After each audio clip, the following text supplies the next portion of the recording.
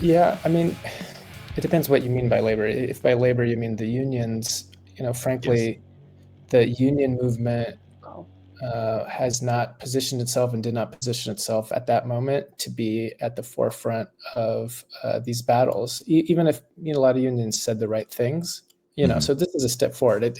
Fortunately, most unions didn't take like the wrong positions on it, but Sure. frankly, even if their positions are right, they didn't understand that this was the biggest protest in U.S. history, and that these were working class people in the streets, and that the role of the labor movement and the unions at the moments of the upsurge is to be out in the streets and to go all in and to give as much organization and solidarity as possible.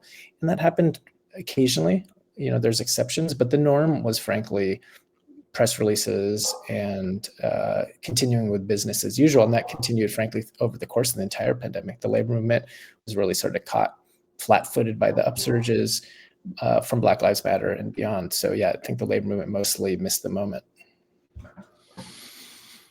What should have been done in your opinion?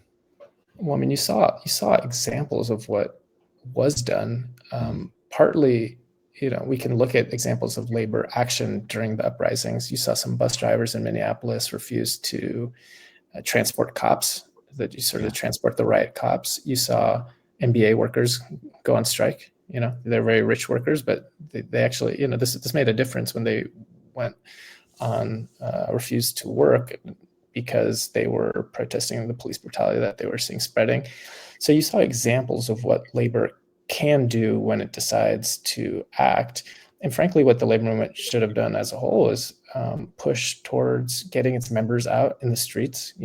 At a minimum, we would have wanted to see like massive numbers of unions out with folks, on the streets, and then frankly putting real pressure on politicians to make the types of policy changes that are necessary to provide an alternative to the over police state, because it requires not just reforms to the police, but it requires like a dramatic funding of social services and all of that. And those are things that, unions should have been already fighting for. And it provided a huge opening for labor to go on the offensive to say, yeah, now is the time. All of our communities are being underfunded.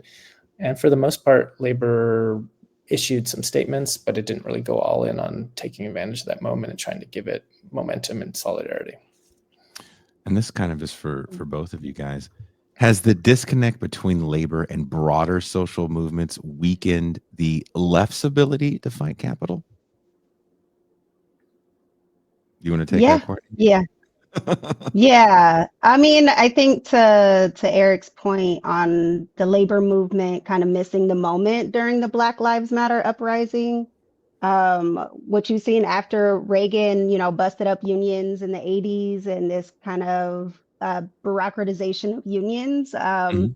the approach that they took to organizing workers was really this top-down, bureaucratic, really slow process of engaging with their members and only like utilizing their members as a way to mobilize and do protests and maybe, lobby some legislators to pass legislation or something. But they're not doing enough to build power, or it's not doing enough to sustain the building of power. And so for decades, labor has just been missing and has missed this, has created this disconnect from labor and workers and that their connection to the broader social environment that they are a part of.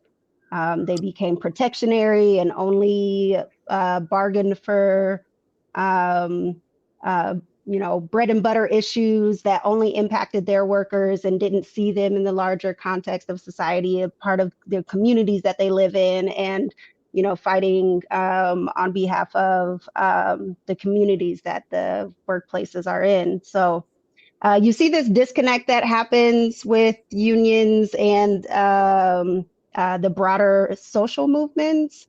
So Mhm. yeah, by the time George Floyd comes around, labor just does not have the intuition to pick up on. They just don't even have the structures in place to bring in workers and really try to meet the moment. Aaron? Yeah, I mean, that's all true. I agree 100%. And I would add, though, one of the interesting things that happens despite the labor movement being MIA is that the Black Lives Matter protest played a central role in what came after, in essentially sparking, to a significant extent, the labor upsurge that we've seen. So for the book, I did a large-scale survey of every union drive that occurred in 2022. So we're talking about over 2,000 drives. I reached out to every single one of them and did a survey. And it turns out that the social movement that played the biggest role in inspiring them to organize their workplaces was Black Lives Matter. And so many people had gone to the protest, had gotten a sense of sort of a critique of society, and also just frankly a sense of hope and solidarity that pushing back can make a difference, because so many people in our daily lives, we just feel like nothing can change. And there was this moment where it felt like, oh, anything is possible. And that's a really powerful sentiment, when you feel like you can act upon the world and not just be acted upon. And so that translated then into workplace organizing across the board in a lot of different industries. So to me, that's interesting that despite the sort of absence, for the most part, of labor unions, so many people took that energy into their workplace.